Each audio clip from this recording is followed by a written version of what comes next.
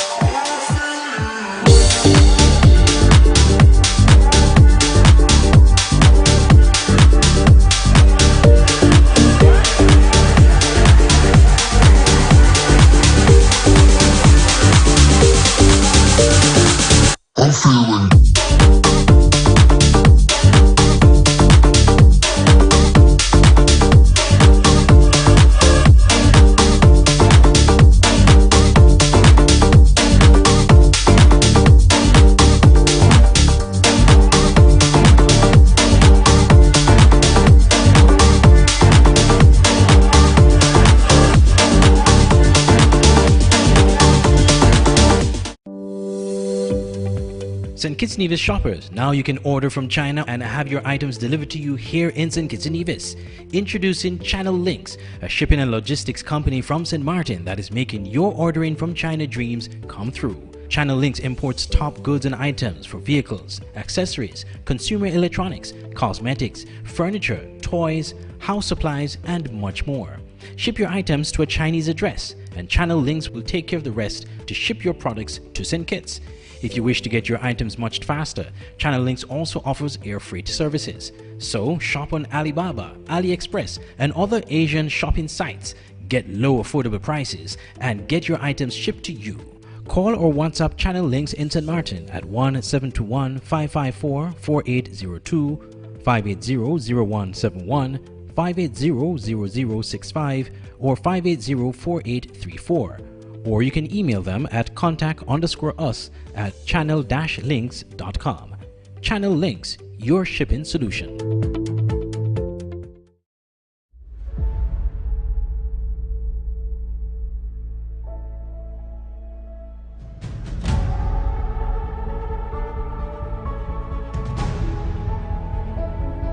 It's beautiful. He took one look at you and the angels started singing. Another wonderful day. What would you say about staying here for a few months or like a year, just so that we can be together again and just live and love and laugh and have fun and breathe?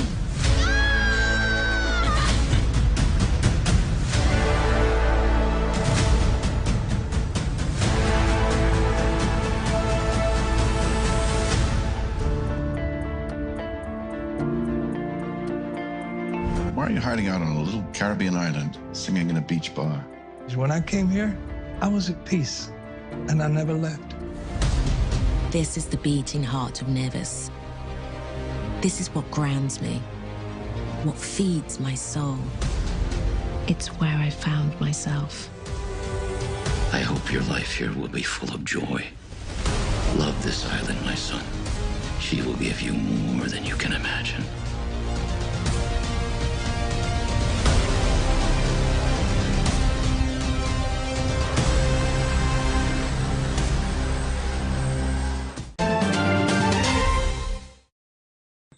The Ministry of Health is cautioning the public to guard against dengue fever in light of the increase in rainfall associated with the passage of Tropical Storm Philippe.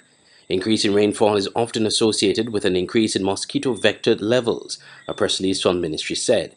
This, the ministry added, normally leads to an increase in a risk of a spread of mosquito-related diseases such as dengue, Zika, and chikungunya. The Caribbean Public Health Agency CARPHA has reported an upsurge in laboratory-confirmed cases of dengue in the region, and dengue outbreaks have been reported in 3 CARPHA member states. Dengue is a flu-like illness that affects infants, young children, and adults. Symptoms usually begin 4 to 10 days after being bitten by a dengue-infected mosquito. The symptoms include high fever, headaches, pain behind the eyes, muscle and joint pains, and skin rash. The illness can evolve into severe dengue, characterized by intense and continuous abdominal pain, persistent vomiting, and mucosal bleeding. Affected persons should access medical care at the nearest health center or hospital if these occur. Here are some tips from the ministry to protect yourself against dengue. Protect yourself by using personal repellents on skin and clothes. Use bed nets if adult mosquitoes are prevalent. Wear protective clothing like long pants and long-sleeved tops. Protect your home by using screens for doors and windows. Protect your homes, schools, and offices by disposing of all bottles, cans, and water-holding containers in an approved refuse bin with appropriate covers. Keep lawn and grass and vegetation trimmed. Change and replenish water in vases daily. Change and replenish pet and animal drinking troughs daily. Store all used and new tires in a dry place. Report any body of stagnant water to the local Environment Health Department. If you're experiencing fever, joint pains, pain behind eyes, and rash, you should seek medical care at the nearest health facility. I'm Andre Huey for SKN Newsline. One of the country's leading insurance companies, National Caribbean Insurance, commemorated its 50th anniversary, having grown to a company with over $300 million in assets. Addressing a recent commemorative event, Prime Minister Dr. Terence Drew placed the company's milestone in the context of the nation's 40th anniversary of independence. Referring to NCI's growth and performance, Prime Minister Drew said, quote, "The growth and success also speaks to the whole idea of our 40th anniversary of independence, because it was out of that vision, that thought, that audaciousness and tenacity and foresight that the idea was started that we too, although undeveloped, colonized, and sugar workers living most of us in abject poverty, that we can establish a nation that today can be respected among nations. Just think about it," end quote.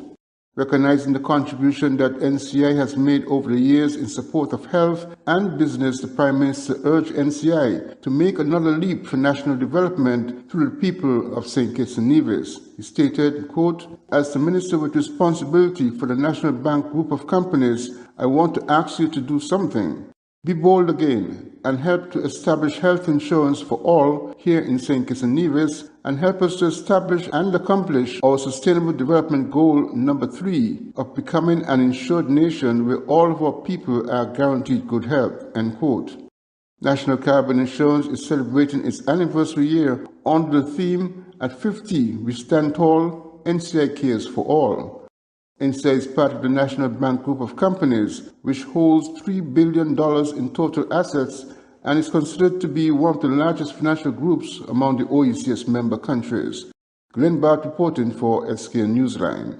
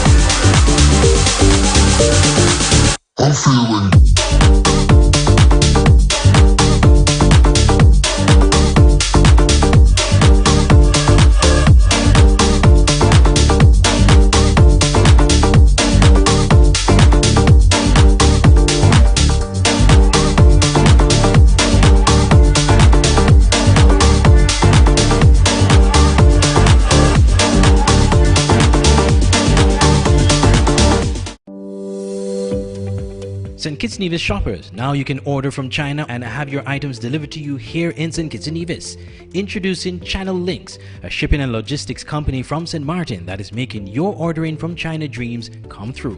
Channel Links imports top goods and items for vehicles, accessories, consumer electronics, cosmetics, furniture, toys, house supplies, and much more. Ship your items to a Chinese address, and Channel Links will take care of the rest to ship your products to St. Kitts. If you wish to get your items much faster, Channel Links also offers air freight services. So shop on Alibaba, AliExpress, and other Asian shopping sites. Get low affordable prices and get your items shipped to you. Call or WhatsApp Channel Links in St. Martin at 1-721-554-4802, 580-0171, 580-0065, or 580-4834. Or you can email them at contact_us@channel-links.com. Channel Links, your shipping solution.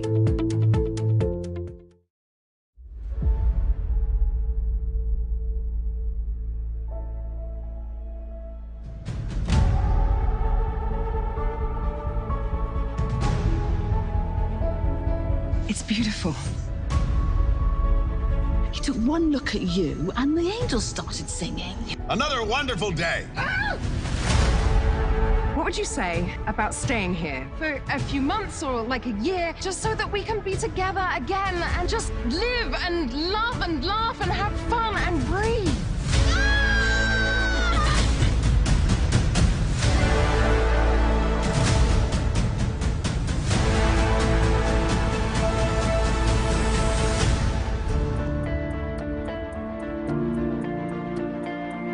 Why are you hiding out on a little Caribbean island, singing in a beach bar? When I came here, I was at peace, and I never left. This is the beating heart of Nevis. This is what grounds me, what feeds my soul. It's where I found myself. I hope your life here will be full of joy. Love this island, my son. She will give you more than you can imagine.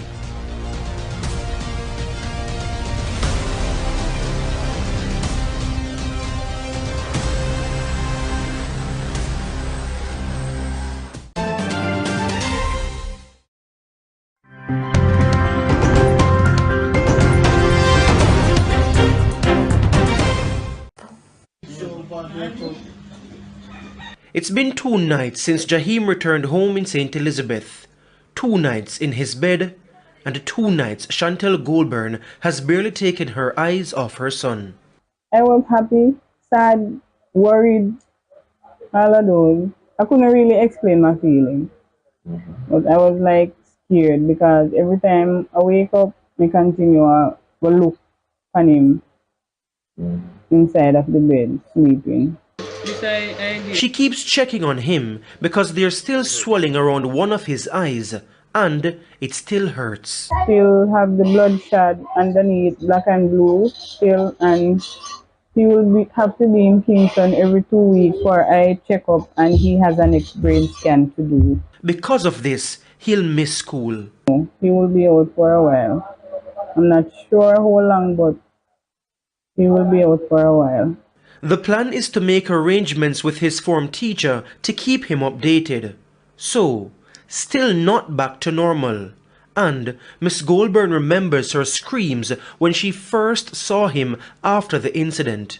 But 9 days after the brutal battering from an 11th grade male student he came in contact with in a line, she's grateful her son is alive. More than give God thanks. More than give God thanks. Them could have lose his life. His attacker has been charged and the matter before the courts. Miss Goulburn, in the meantime, is thankful for his friends who helped him. I'm extremely proud of those boys. Extremely proud. If it wasn't for them, my son would have died. Thank God for those boys. And I hope God continue to bless them. While we were there, 3 of Jahim's friends visited. Even though Jahim has not fully recovered, they're all happy. You know, some feel good though, so my dog there back and glad to say me and him are part same way from 7th grade them. So I'm glad to say for back, man. For his part, Jahim is thankful for his friends. So too for the national outpouring of support. No, I feel happy. I feel happy. Thank you. Giovanni Dennis, TVJ News. A fiery protest in Granville. Cedrus residents burned tires along Saifu Trace Granville in the vicinity of the Granville water treatment plant as they lament a lack of water supply to their homes. The angry residents complain that they have moved from a 24/7 water supply to buckets and barrels. We in Cedrus suffering. Residents say they have been without a water supply for the past 2 weeks and have had to purchase water from private water trucks, which they say is becoming expensive. Councillor for Cedrus and Deputy Mayor of the Superior Borough Council, Shankar Tilak Singh, says enough is enough. Ikakas is suffering, Fullerton is suffering, other areas are suffering, and the WASA administration is not providing that service in terms of that proper distribution, well rehabilitation, plant upgrade, and other repairs to the infrastructure for proper water supply. The residents say they intend to continue their protests until their issues are addressed.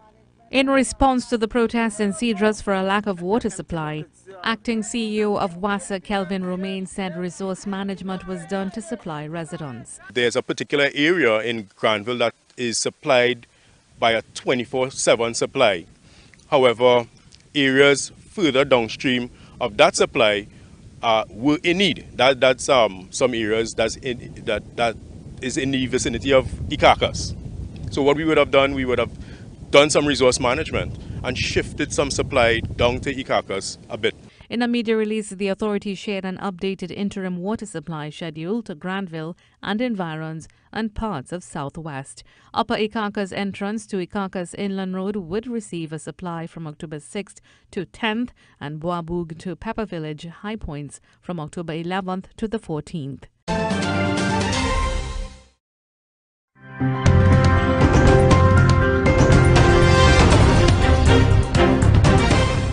now, though, I want to bring in Elias Farhat. You're a former Lebanese army general.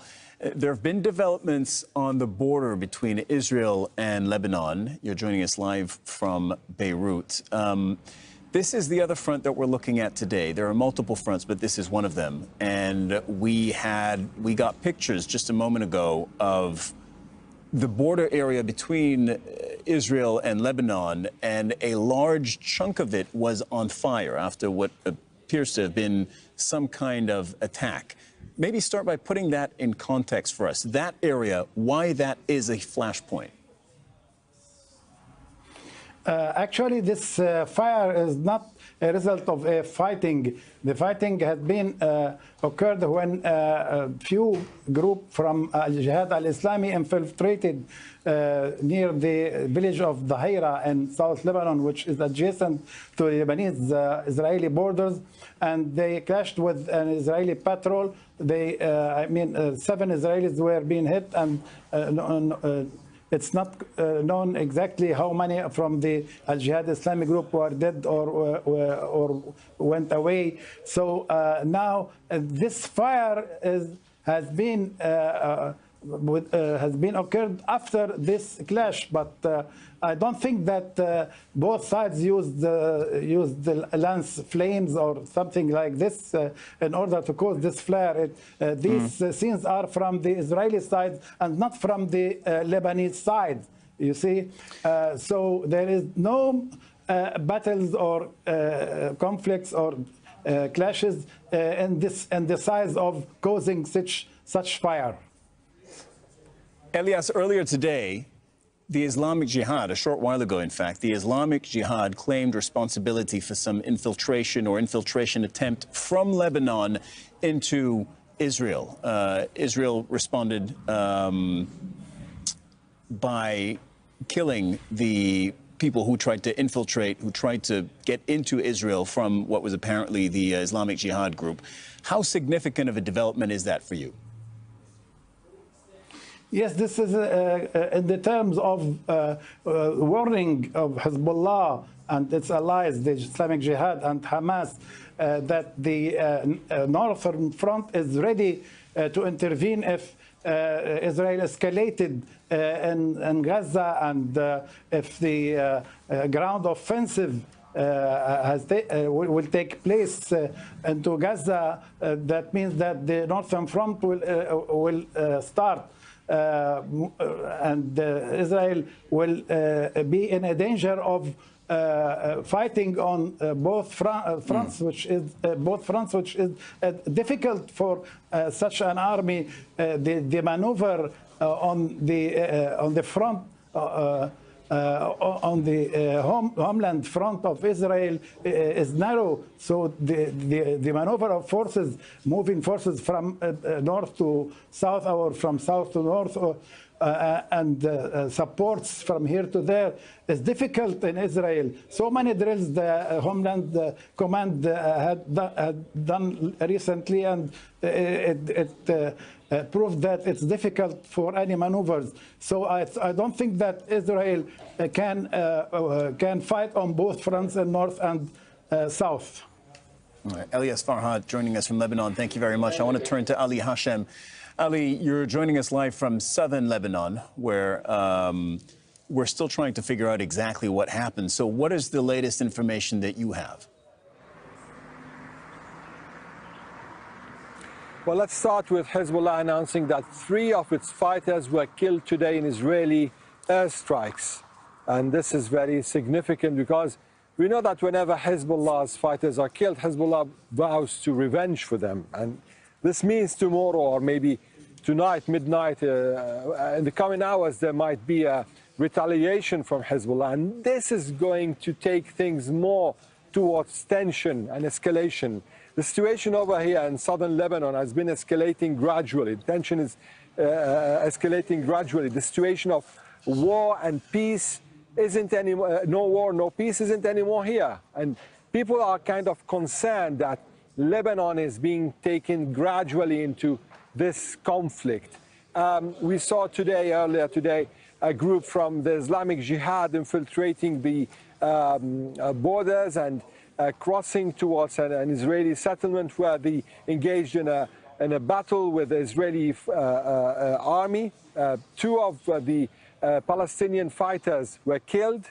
One of them was able to come back to Lebanon. Following this attack or this infiltration, Israeli army started raiding several Lebanese cities. There were several airstrikes on Lebanese towns on the borders. The town of Yarin, the town of Dhera, the town of Aita Sha'ab. And among what they hit were Hezbollah observatory posts. And as I just said, Hezbollah now announced that 3 of its fighters were killed. So this is the picture from South Lebanon. Now also in parallel, the Israelis were hitting some open spaces, some agricultural lands, and now there are pictures coming from the area there, especially from the Israeli side of the border, of huge fires taking place there. And this is aimed mainly on preventing fighters from using the grass, the trees, the agricultural lands to infiltrate into the Israeli territories. All right, so this is kind of, what's the best word for it? Some kind of preparatory, for lack of a better word, maneuver or defensive maneuver by Israel is what you're saying.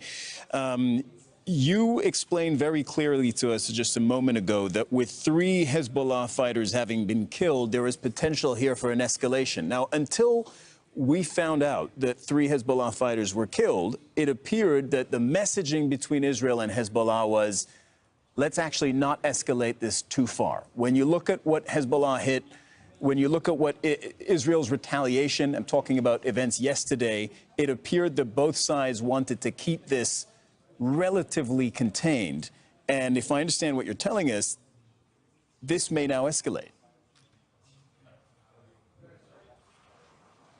Well, things go out of control, and this is what's happening right now. Yesterday, Hezbollah attacked a post in Shebaa Farms, and they chose the Shebaa Farms because it's a land that's claimed by the Lebanese government as Lebanese land, and Hezbollah says that it has the mandate from the Lebanese government to fight there. Actually, it's disputed even in international law.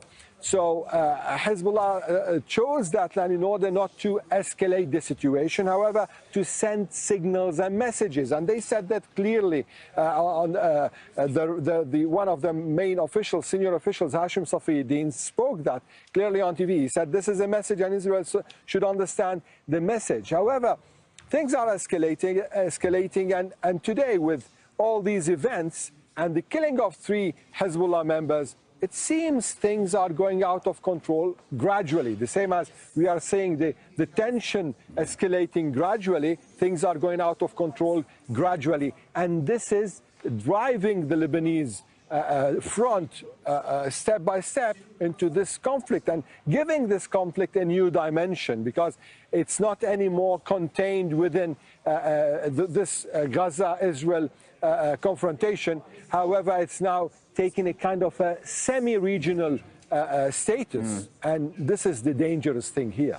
No, absolutely. Al Jazeera's Ali Hashem, thank you very much for that reporting. I want to draw our viewers' attention to one more time to the scene in southern Lebanon, northern Israel, that big fire that we saw, and Ali was explaining that's a defensive military maneuver by Israel to deny any potential cover for armed groups operating in that part of Lebanon. This here, burning, Ali was explaining, burning the grass, burning the trees so that that area can't be used as cover.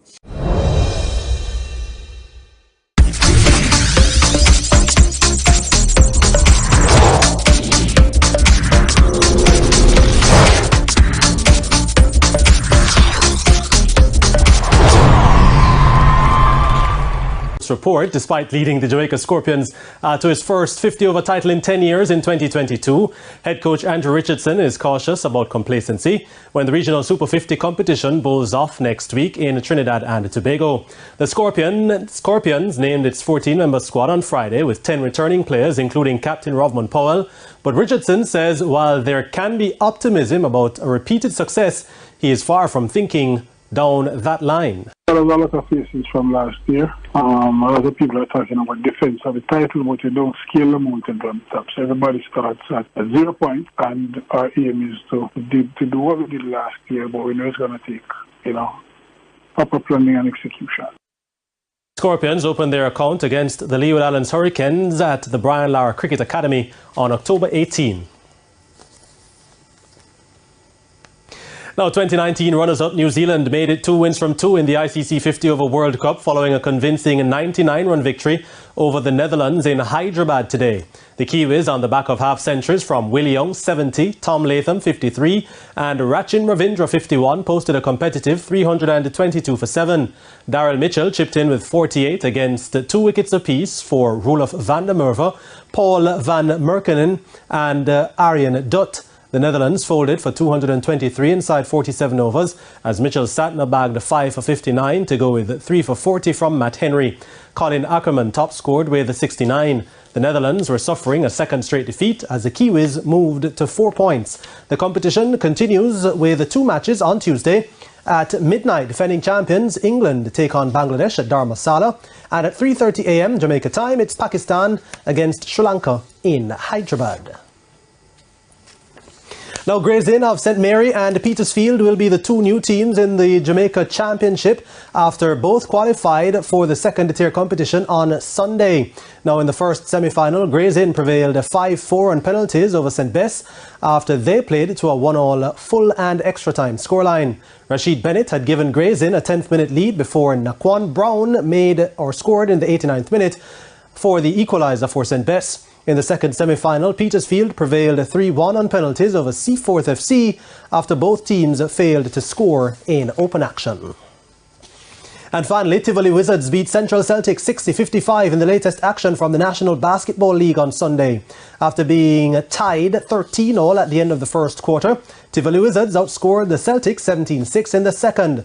They pulled away more in the third quarter after outscoring the Celtics 17-12 before an 18-9 fourth quarter advantage. Sheldon Shirley led the way with a game-high 20 points and 12 rebounds for the Wizards, while Andy Smith had a 14-point, 7-rebound performance for the losing Celtics.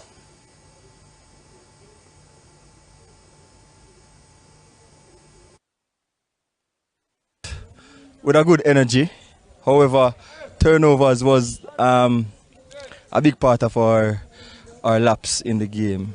So the thing that kept us in the game was shooting and defense on the other end. I think we just maybe lost some steam in the last, made some unnecessary turnovers, and we came close, but we just couldn't keep it together at the last minute. Too many turnovers, and when you turn over the ball, you can never win a game. In the Women's League, the Lady Panthers beat the Lady Warriors 47-34 thanks to a team-high 18 points from Donnay Brown. Tissia Parker weighed in with 11 points, 4 rebounds and 4 assists. Kayla Livingston had a game-high 19 points for the losers. They have played, and we are looking forward to playing some more and see how successful we can be.